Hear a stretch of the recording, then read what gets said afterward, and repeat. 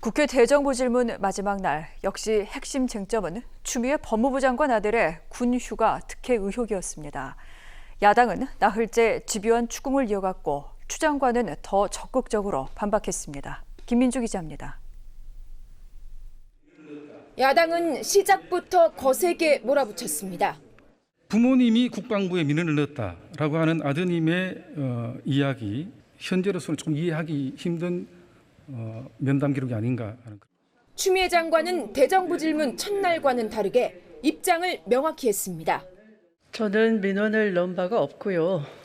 제 남편에게도 민원을 넣은 적이 없다는 것을 확인했습니다. 예. 보좌관 청탁 의혹 대목에선 사실을 전제로 물어달라고 응수했습니다.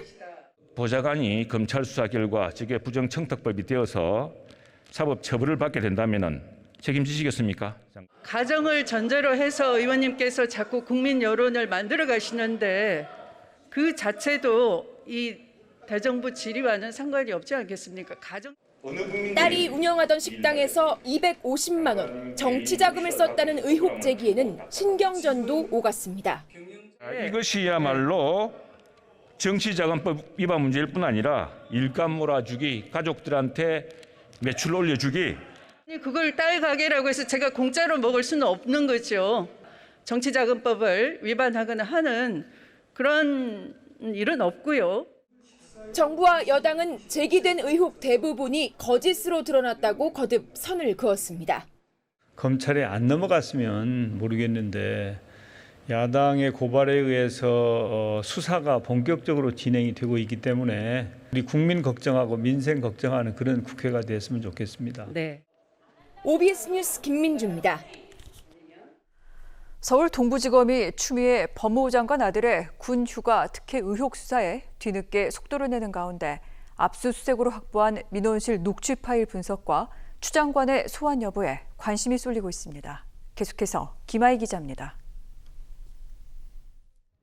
카투사 복무 당시인 2017년 6월 5일부터 27일까지 1, 2차 병가와 개인 휴가 등 23일을 부대 복귀 없이 연속해서 사용한 추미애 장관 아들 서 씨. 부대 일지와 면담 기록, 복무 기록 등 국방부 내부 문건에 나타난 서 씨의 휴가 일수와 기간이 제각각이란 추가 의혹도 나왔습니다.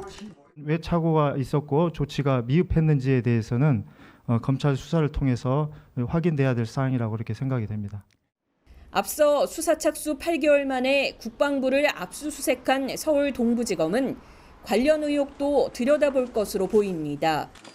수사팀은 압수수색 때 확보한 민원실 녹취 파일 1,500여 개도 조사 중입니다. 애초 삭제된 것으로 알려졌다 국방부 중앙 서버에 남아있던 민원실 녹취 파일은 추 장관 부부와 보좌관의 휴가 연장 청탁 의혹을 풀 단서 중 하나로 꼽힙니다. 검찰은 녹취 파일을 분석해 전화한 사람과 외압 여부 등을 밝힐 것으로 보입니다. 휴가 연장 청탁부터 통역병 부대 배치 청탁 의혹 등을 확인하기 위해 수사 마무리 단계에선 추 장관 조사가 이루어질 수 있다는 관측이 나옵니다. 다만 검찰 인사권을 가진 현직 법무부 장관을 소환하기 쉽지 않은 만큼 서면 조사 가능성도 제기됩니다. 하지만 이 경우 조선 누락 등 공정성 논란에 휩싸여온 수사팀 입지는 더 좁아질 전망입니다. OBS 뉴스 김아희입니다.